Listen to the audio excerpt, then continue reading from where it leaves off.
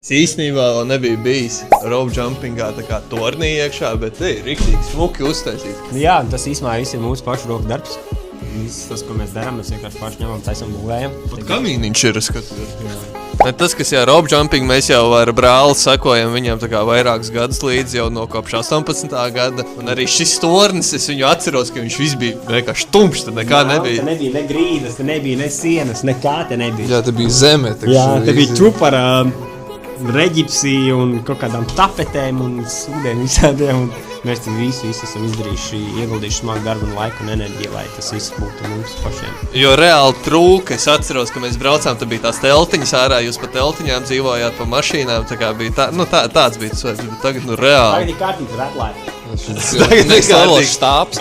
Lielais štābs savējies, jā, paskaties, kur var mierīgi uztaisīt savu kafīņu, tēņu. Ūdeni, visu var dabūt, jā. Sasildīties var, inventāru apkort var, pagulēt var.